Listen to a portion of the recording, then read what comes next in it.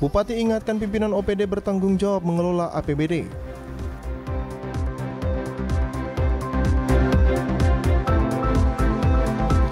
Tebar kebaikan Kemenkumham Papua Barat bagi takjil di bulan Ramadan.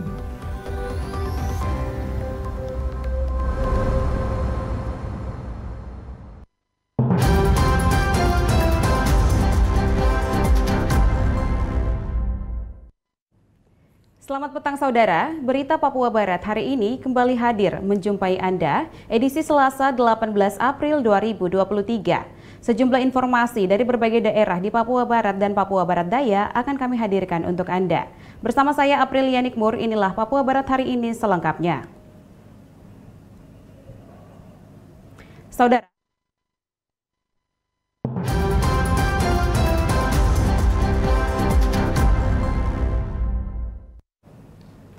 Saudara, Kantor Dinas Kesehatan Pengendalian Penduduk dan KB Provinsi Papua Barat Daya dipalang pemilik hak ulayat. Ironisnya pemalangan itu dilakukan usai penyerahan dokumen pelaksana anggaran atau DPA tahun 2023 di halaman Kantor Dinas Kesehatan pada Senin 18 April 2023 kemarin. Eks-Rumah Sakit Umum Daerah RSUD Sorong yang ditempati sementara Dinas Kesehatan Pengendalian Penduduk dan KB Provinsi Papua Barat Daya dipalang oleh pemilik hak ulayat pada Selasa pagi 18 April 2023.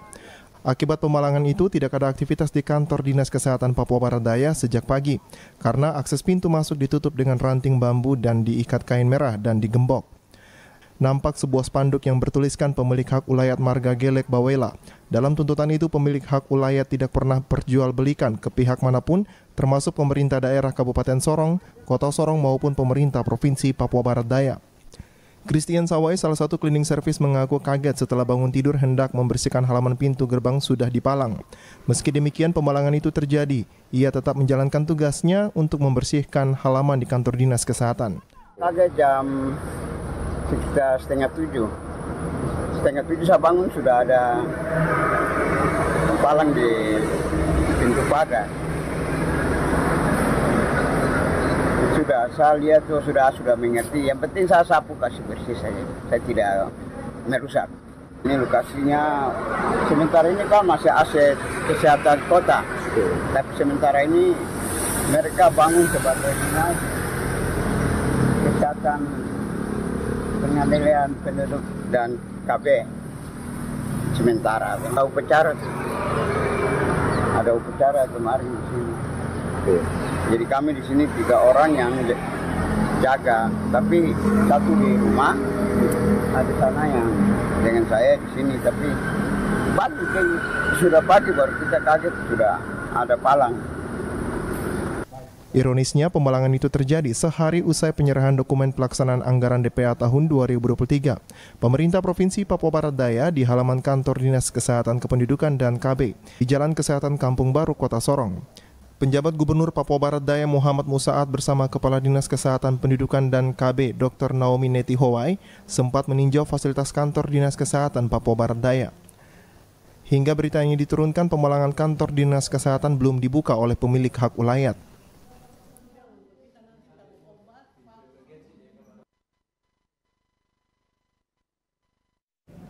Penjabat Gubernur Papua Barat, Paulus Waterpau, mengingatkan pemerintah Kabupaten Fakfak untuk lebih serius dalam penanggulangan stunting dan kemiskinan ekstrim di Fakfak yang masih tinggi.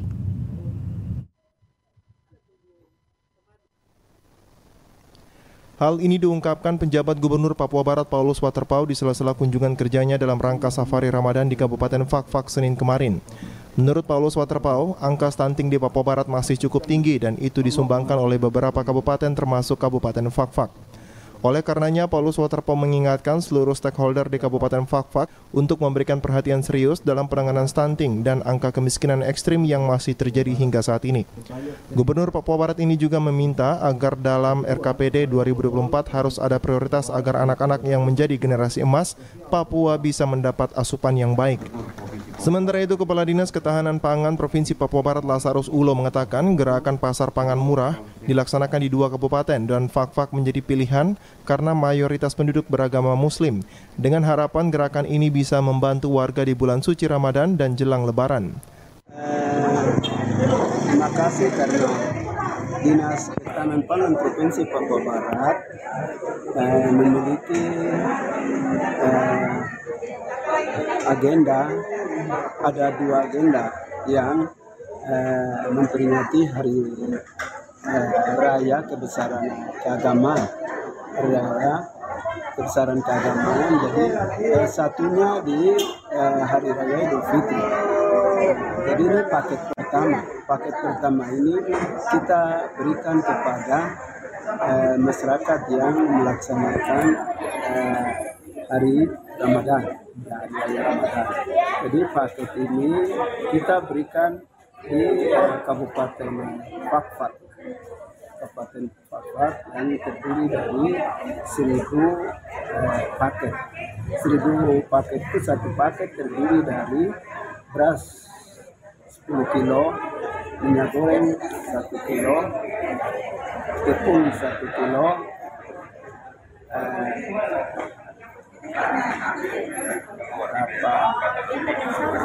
semua ada satu paket yang diberikan kepada masyarakat penerima. Jadi untuk itu kita melihat, karena kita tidak berikan kepada semua kabupaten kota atau 7 kabupaten yang ada di Papua Barat ini, barangkali mungkin kita bikin di 2 kabupaten saja. Karena pada kesempatan itu juga Paulus Waterpauw memberikan paket pangan murah kepada perwakilan warga yang membeli. Gerakan Pasar Pangan Murah digelar di bilangan panggung terbuka pelataran Rumah Negara Bupati Fakfak. Paket yang disiapkan sebanyak 1.000 paket dengan harga per paket Rp75.000 berisikan beras, gula, tepung, dan minyak goreng. Dari Kabupaten Fakfak, Frans Tamela, TVRI Papua Barat melaporkan. Saudara, menurunkan angka stunting di Papua Barat, penjabat Gubernur Papua Barat, Paulus Waterpauw, menjadi orang tua asuh bagi 5 orang anak di Kabupaten Teluk Bintuni. Tingginya angka stunting dan juga kemiskinan ekstrim di Papua Barat, berbagai program mulai digarap oleh pemerintah Provinsi Papua Barat dengan harapan dapat menurunkan angka stunting di Papua Barat. Salah satu program yang sangat mudah dan bisa dilaksanakan oleh masyarakat yang memiliki ekonomi yang baik yaitu sebagai orang tua asuh bagi anak-anak yang dikategorikan stunting. Paulus Waterpauw dalam arahannya mengatakan saat melakukan launching pencanangan penurunan stunting dan juga kemiskinan ekstrim se-Papua Barat yang berlangsung di Kabupaten Teluk Bintuni, ia berkomitmen untuk menjadi orang tua asuh bagi 5 orang anak yang ada di Kabupaten Teluk Bintuni. Hal ini ia lakukan untuk memberikan gizi bagi anak-anak sejak dini. Saya catat di sini adalah kondisi ketidakmampuan masyarakat dalam memenuhi kebutuhan dasar. Jadi berrelevansi Bapak Ibu. Stunting ada karena pendapatan masyarakatnya di bawah ini. Tidak mampu. Nah untuk itulah saya berharap Bapak Ibu, nanti kita minta data dari BPS dan Dapil dan lain sebagainya. Saya minta saudara mau tidak menjadi bapak asuh atau orang tua asuh daripada anak-anak stunting ini. Mau atau tidak? Kemarin saya sudah canangkan dan 5 anak yang di Bintuni saya angkat menjadi anak asuh saya. Dan setiap bulan saya siapkan anggaran 500.000 untuk 1 anak. Paulus Waterpauw mengatakan di Papua Barat yang menyumbangkan tingginya angka stunting dan juga kemiskinan ekstrim adalah Pegunungan Arfak, Kabupaten Manokwari, Kabupaten Fakfak, Kabupaten Kaimana, sedangkan Manokwari Selatan, Teluk Bintuni, dan Teluk Wondama angkanya menurun. Nah, data yang tercatat di sini di antara 7 kabupaten secara ikuti dan pahami bahwa ada 4 kabupaten yang menjadi dominan kenaikan stunting ini. Kalau boleh saya sebut, Pegaf itu nomor 1. Pegunungan Arfak tahun 2021 angka 40,1%. Tahun 2022 naik menjadi 51,5%. Jadi kenaikannya 11%.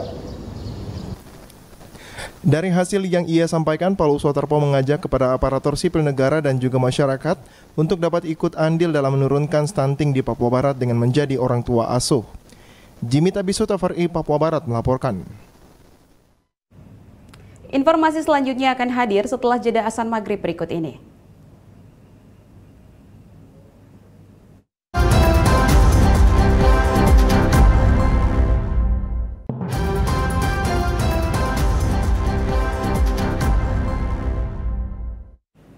Terima kasih Anda masih bersama kami.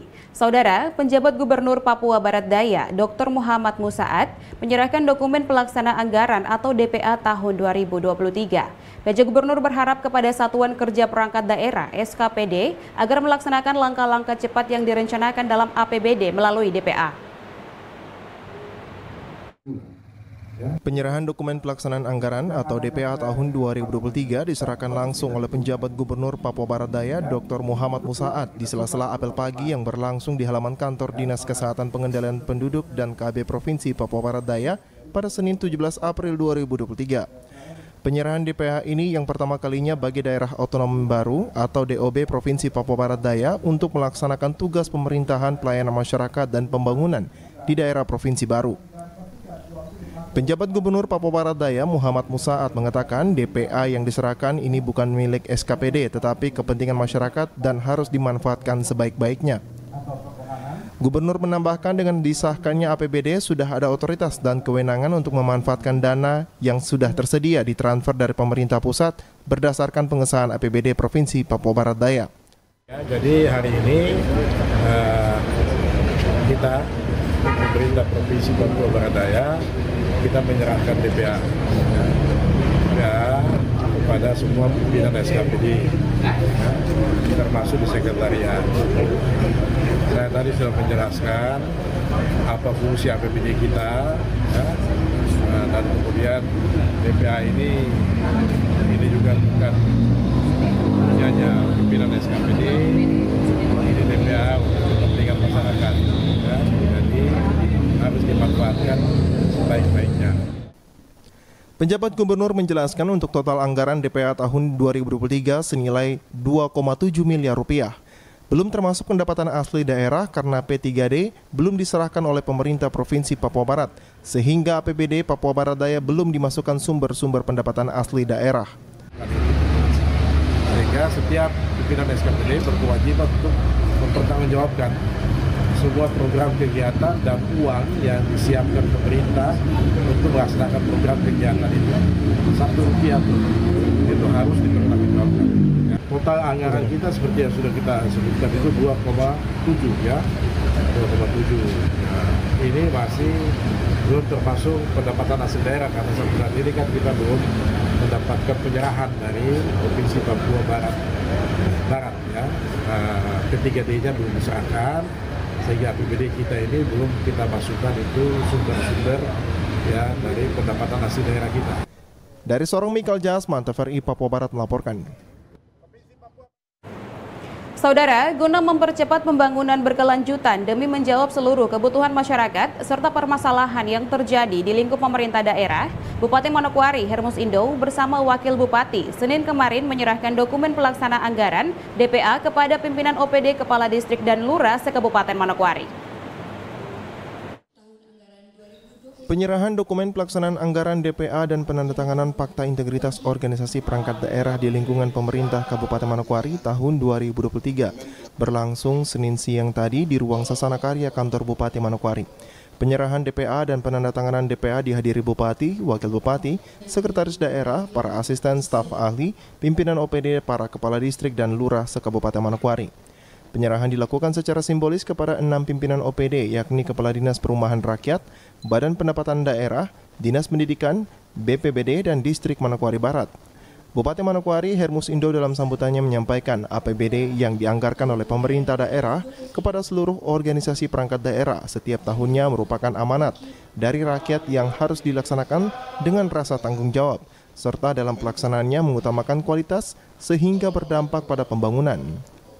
Amanat dari seluruh rakyat Kabupaten Manokwari yang harus kita laksanakan dengan penuh rasa tanggung jawab.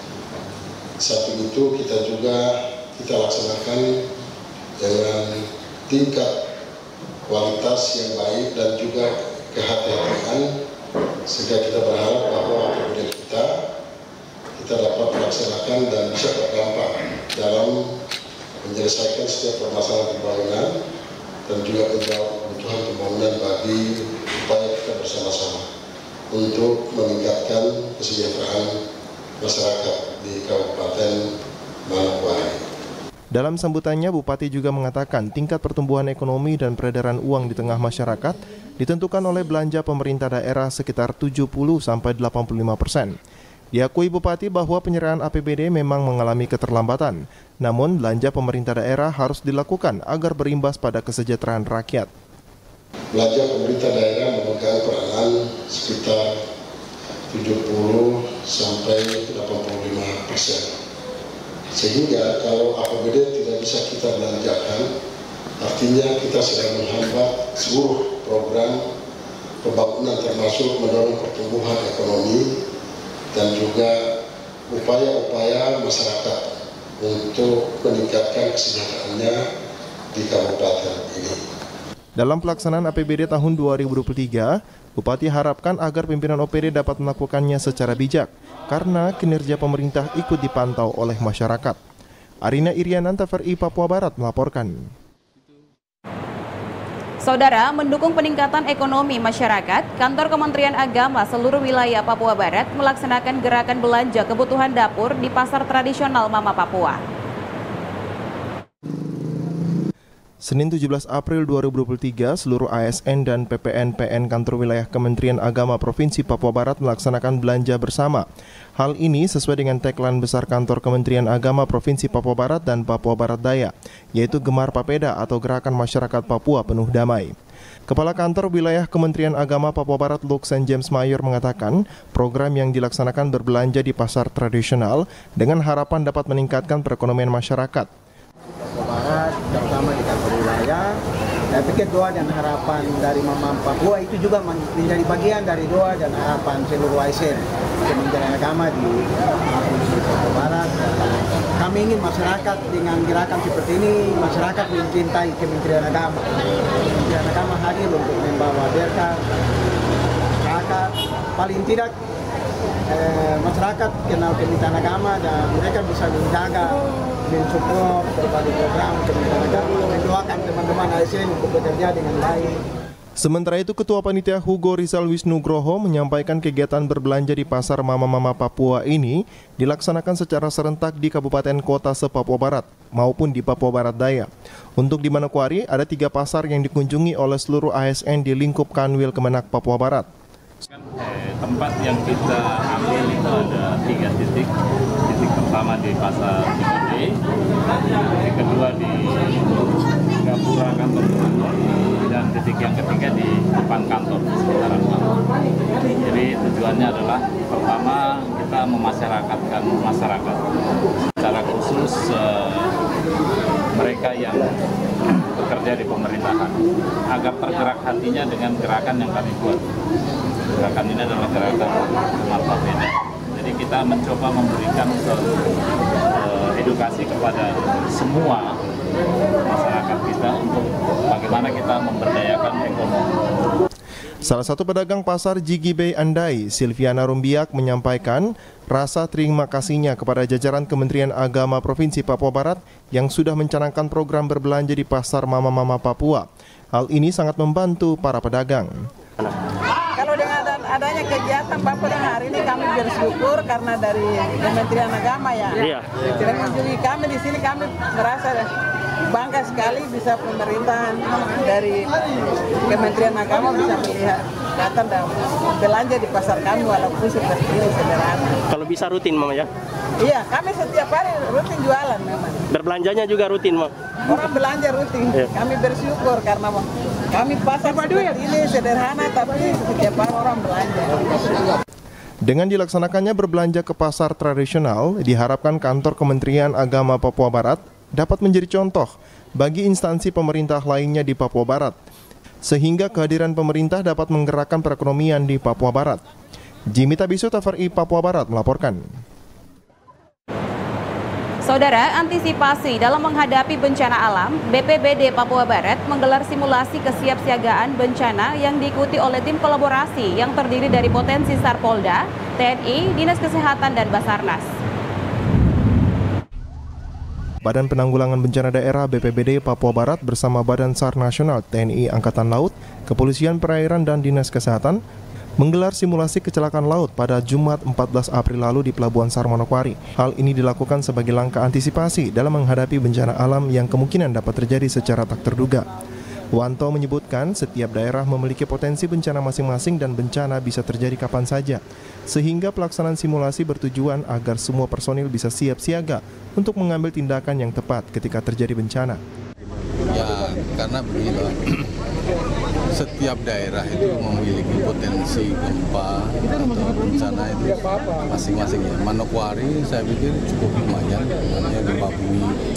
Ya, gempa bumi yang karena di Manokwari ini terdiri dari lempengan sesar ini dan itu banyak. Kemungkinan bisa terjadi hal-hal seperti itu. Kemudian yang ini dari kecelakaan kapal, itu saya sangat mendukung sekali karena kita ini perlu latihan. Banyak orang yang mengatakan bahwa kamu minta untuk kecelakaan, kamu minta untuk gempa kan? Tapi mohon maaf, itu kan terjadi untuk orang-orang yang kurang mengetahui lah itu. Selain itu, Martinus Febrian menyampaikan terima kasihnya kepada semua pihak yang sudah berpartisipasi dalam kegiatan simulasi kesiapsiagaan bencana tersebut. Menurutnya, perubahan cuaca menjadi kendala bagi mereka untuk menjalankan tugas, terutama ketika terjadi bencana dan hendak melakukan evakuasi. Sebelumnya saya mengucapkan banyak terima kasih. Saya selaku Kasubsi Operasi Basarnas Manokwari mengucapkan banyak terima kasih buat kita semua yang boleh melaksanakan kegiatan hari ini. Berkaitan dengan kondisi yang saat ini kami rasakan di wilayah kerja kami, khususnya di Kabupaten Manokwari ini, intinya perubahan cuaca itu yang menjadi problem untuk kami, karena ketika kita menerima informasi kecelakaan itu harus kita konekkan dengan cuaca, karena untuk mengevakuasi korban itu pun juga kita harus bisa melaksanakan bagaimana cara proses evakuasi dengan nyaman. Kalau tidak ya berarti pelaksanaan evakuasi kita tuh menyatakan gagal.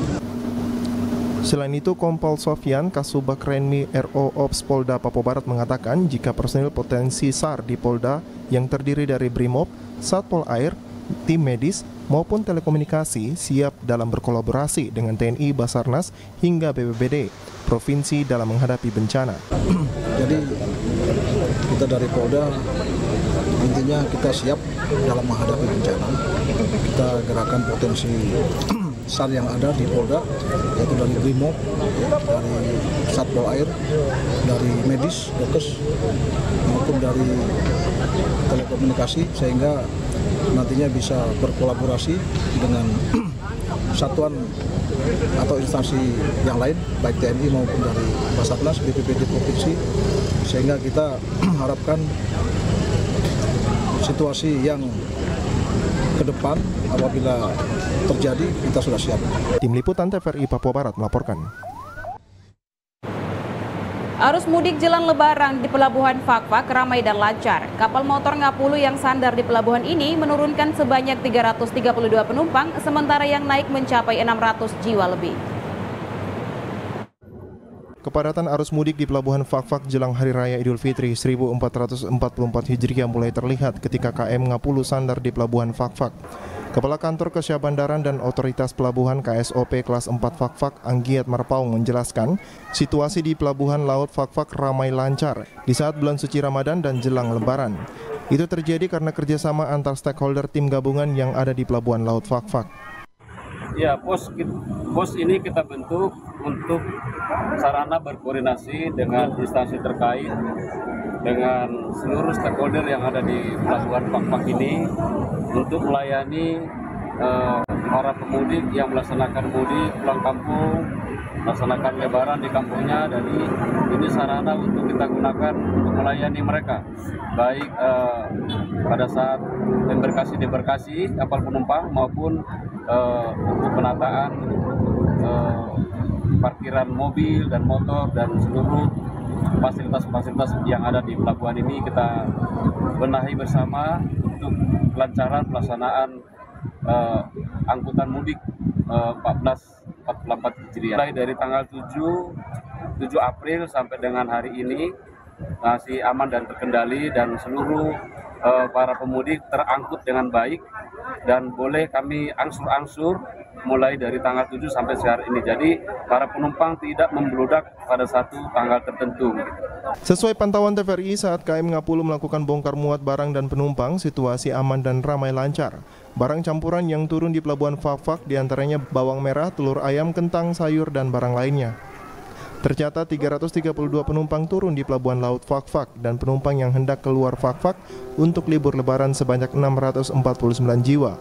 Untuk hari ini kedatangan KM Ngapulu di Pelabuhan Fak-Fak, penumpang turun 332 jiwa, penumpang naik 649 jiwa. Tujuan akhir di? Tujuan akhir ke Jakarta.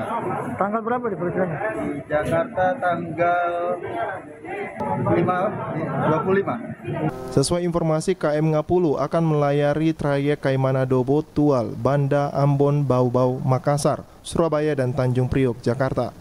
Dari Kabupaten Fak-Fak, Frans Tamela, TVRI Papua Barat melaporkan.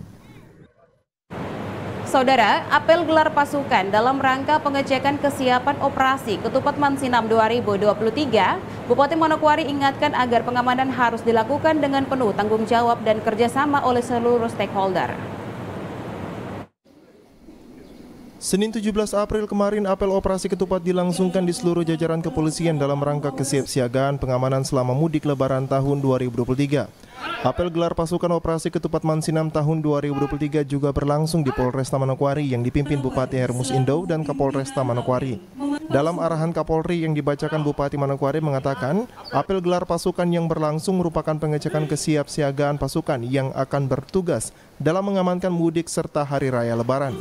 Merupakan bentuk pengecekan akhir kesiapan pelaksanaan operasi Ketupat tahun 2023. Kegiatan ini juga merupakan wujud nyata sinergitas Polri dengan stakeholder terkait dalam rangka mengamankan mudik dan perayaan Hari Raya Idul Fitri 1444 Hijriah. Potensi peningkatan pergerakan masyarakat yang mengalami peningkatan setiap tahunnya diperkirakan di tahun ini akan lebih meningkat karena sudah tidak ada lagi aturan pembatasan aktivitas masyarakat. Dengan penuh rasa tanggung jawab untuk memastikan bahwasannya operasi Ketupat Mansinam tahun 2023 dalam rangka pengamanan mudik dan arus lebaran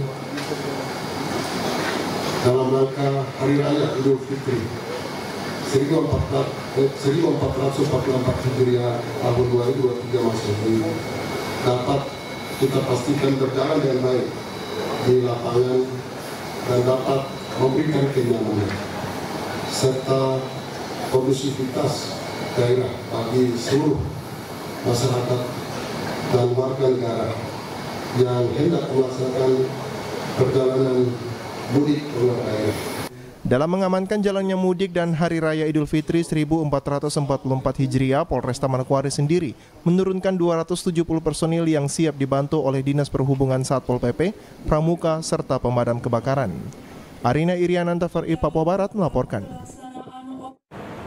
Saudara, Bupati Manokwari mengharapkan pembangunan Bandara Rendani harus dipercepat sehingga manfaat dari pembangunan dapat dirasakan oleh seluruh masyarakat Papua Barat.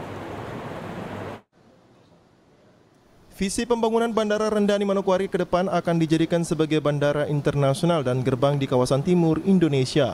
Untuk menciptakan visi pembangunan di Kabupaten Manokwari sebagai kota maju, Bupati mengatakan semua tergantung pada sumber daya manusia yang menjalankan program pembangunan tersebut. Oleh karena itu, Bupati berharap adanya dukungan dari setiap pelaku pembangunan di Kabupaten Manokwari. Dan ini sesuatu yang bagi saya ya bukan mustahil begitu. Kan tergantung semua manusia yang ada di sini. Isi otaknya bagaimana, kemudian hatinya bagaimana, untuk kemudian mau bawa Manokwari ini maju atau tidak, kan begitu. Karena itu saya kira kalau kita punya uang, mari kita curahkan bangun hal-hal yang penting dan strategis di daerah ini tapi dinikmati oleh seluruh rakyat. Jadi, bandara itu dibutuhkan oleh anak kecil, orang besar atau siapa saja, tua muda semua butuhkan. Selain membutuhkan dukungan sumber daya manusia dalam menjalankan pembangunan di Kabupaten Manokwari, Bupati menegaskan jika untuk melakukan pembangunan di Kabupaten Manokwari harus dilakukan secara objektif, sehingga semua pihak dapat merasakan hasil dari pembangunan yang pemerintah lakukan. Oleh karena itu, Bupati berharap pembangunan Bandara Rendani Manokwari harus dipercepat pengerjaannya. Jadi, pembangunan kita harus bersifat objektif dan tidak subjektif untuk menyenangkan pribadi-pribadi. No, itu tidak. Lebih baik kita buat yang hal umum tapi semua orang menikmati dan itu sifatnya objektif. Ya. Ini yang kita perjuangkan. Karena itu Bapak Ibu, saya kira ini harus pembangunan Bandara Rendani mau tidak mau harus kita percepat, ya, kita percepat. Bupati berharap Pemda Manokwari dan Provinsi Papua Barat harus mempunyai progres dalam pembangunan, sehingga untuk melakukan pembangunan tidak hanya sebatas perencanaan dan pertemuan-pertemuan. Arina Irianan, TVRI Papua Barat melaporkan. Sementara itu, Saudara, dalam penyerahan dokumen pelaksana anggaran yang berlangsung Senin siang kemarin, Bupati Manokwari Hermus Indo mengingatkan Kepala OPD di lingkup Pemda Manokwari agar dalam pelaksanaannya harus dilakukan dengan penuh rasa tanggung jawab. Penyelenggaraan anggaran pendapatan belanja daerah atau APBD tahun 2023 dilakukan berdasarkan hasil evaluasi dari BPK dan BPKP Provinsi Papua Barat terhadap pelaksanaan APBD tahun 2022 yang tentu menjadi acuan dalam pelaksanaan APBD di tahun ini. Bupati Hermus Indo dalam sambutannya pun mengatakan dari evaluasi BPK dan BPKP Papua Barat, banyak permasalahan yang terjadi dalam pelaksanaan APBD tahun 2022. Oleh karena itu, para pimpinan OPD diminta dalam pelaksanaan APBD tahun 2023 harus dilakukan dengan penuh rasa tanggung jawab serta bermutu. Dan kita laksanakan APBD tahun ini dengan rasa tanggung jawab dan bermutu. Jadi, terutama ya, perjalanan dinas kita, bahkan juga belanja-belanja kegiatan yang memang kepada masyarakat, ya, saya berharap ini kita bisa laksanakan dengan sebaik-baiknya. Kepada pimpinan OPD, Bupati juga berharap agar dalam pelaksanaan anggaran belanja daerah tidak dilakukan sendiri, namun harus dibagikan kepada badan dan bidang teknis dalam pelaksanaan program. Dokumen APBD ini atau DPA ini diserahkan ya, kepada pimpinan OPD, kemudian menjadikan APBD ini sebagai dokumen suci yang kemudian tidak bisa dibagikan ke kabak atau para kabit yang lainnya dan mau diselenggarakan sendiri. Nah, ini yang jadi problem juga bagi kita di daerah, sehingga banyak ya PNS kita yang menjadi pengangguran terhormat di kantor-kantor kita karena APBD hanya dilaksanakan oleh kepala dinas dan juga orang-orang tertentu yang dipercaya, sehingga kemudian fungsi struktural di OPD itu banyak yang terabaikan di dalam pelaksanaan APBD kita. Selain itu, Bupati juga mengingatkan agar dalam penyelenggaraan APBD hal-hal negatif seperti penyalahgunaan anggaran harus ditiadakan, sehingga belanja daerah dapat dipertanggungjawabkan untuk kesejahteraan masyarakat Manokwari.